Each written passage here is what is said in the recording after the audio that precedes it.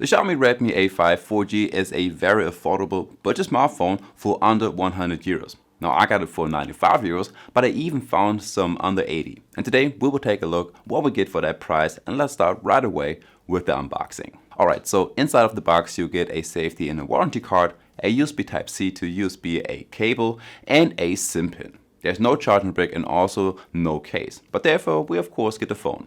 I got the all black version, but you can also grab it in the colors of ocean blue, lake green and sandy gold. Now let's talk a little bit about the design and some of the specs.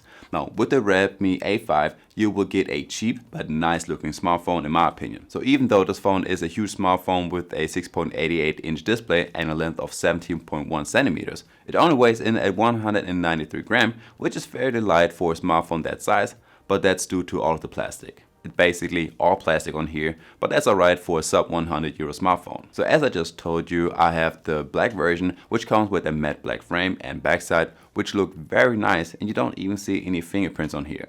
The part that sticks out the most is definitely the camera on the backside. It is a 32 megapixel camera which sits on an extra element with a golden frame. As for the display and the audio, it has a 6.88 inch LCD display with a 120 Hz refresh rate, which is great at that price point. And you even can trim this down to 60 Hz if you want to save some of the battery life. Now, as you can see, we got some rather chunky bezels, especially the one on the bottom end, and overall we are looking at a body to display ratio of 84%. One of the not too good things is the resolution and the brightness level. It only lights up with a peak brightness of 450 nits and has a resolution of 720 by 1640 pixel, and in combination with the LCD display, your videos won't look as good as on other smartphones. The contrast isn't the best, blacks aren't that dark. Due to the low display brightness you have huge problems when you are out in the sun, but at least the colors look somewhat decent. The Redmi A5 also comes with a few display features, like you got a dark theme and a night mode, you can change the color contrast and temperature, and it even has an outdoor mode, which will give this phone a much brighter display, but only for 15 minutes.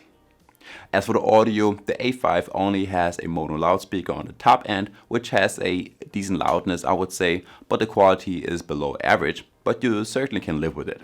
It even has a 3.5mm headphone jack, which is always a nice thing to see. As for the battery life, with this phone you get a 5200 mAh battery that can last for about a day and a half depending on the usage, which is not half bad. You can play games on here for about 9 hours on a single charge, watch videos up to 20 hours, and just the charging speed isn't all that great. With 15 watts wired charging, you should definitely charge this phone over the night. As for the features, the Redmi A5 runs on Android 15 and you can grab this phone in two different sizes, either with 64 or with 128 gigs of internal storage, which is expandable via microSD card. I have the small 64 gig version and about 15 gigs are already used up by the system, which is quite a lot compared to the overall capacity. Now this phone has a fingerprint sensor on your side button and it even has a face detection, and response time is lightning quick. I have not seen something like that on a budget smartphone, and it's even probably way below average compared to other mid-range smartphones. Some other features that you will find on here are the smart controls, and there are basically only two. You get the lift to check phone feature and you got smart motions. So by just picking up your phone when it rings will weaken the ring and the device will vibrate. Then you got your normal wallpapers, there are 6 by default, and you can also use your pictures as a background, and it even has a wallpaper carousel, so you can have different wallpapers every time you turn on the display. Lastly, you got the standard safety and emergency features and parental controls, and that's it. No further AI features or anything like that. By the way, please leave a like and subscribe to my channel for more tech reviews. You will also find the link to the smartphone down below in the description. Alright, up to the gaming and the performance. And the Redmi A5 runs on the Unisoc T7250 chipset, backed up with 3 or 4 gigs of RAM. The everyday usage experience is decent. You can definitely get things done, but it always takes an extra second to open up apps or if you want to switch between different camera modes. As for games, I will stick to the basics. PUBG or games like Genshin Impact are playable, but the gaming experience won't be so good as you have to play on the lowest graphic settings to at least get a decent playing experience. The phone does get warm, has no extra game mode, and has frame drops. I've even seen the games close from itself in the loading screen a couple of times, which makes it even hard to start games like Genshin Impact. Now, as I already mentioned, we get one single 32 megapixel camera without optical image stabilization that can shoot videos in 1080p and 30 fps. Now, the front camera is much better with an 8 megapixel camera and the same quality on your videos.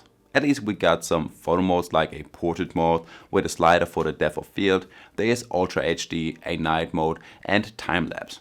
Now, during the day and nighttime, your pictures aren't the greatest. I mean, you get nice colors, but the contrast, sharpness, and detail level are way below average. Also, your selfie and portrait pictures don't look too good.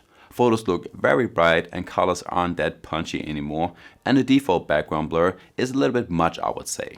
Overall, I would say that the selfie camera is doing a okay job. Moving objects and macro shots are not possible, and zooming in on your pictures isn't a good idea either. Not even a 2x zoom is possible without losing too much of the quality of the picture. I would say only the 1x zoom on the main camera is okay, and everything else isn't good at all on here. And guys, that's already it for today, so I guess I will see you in the next one. Peace.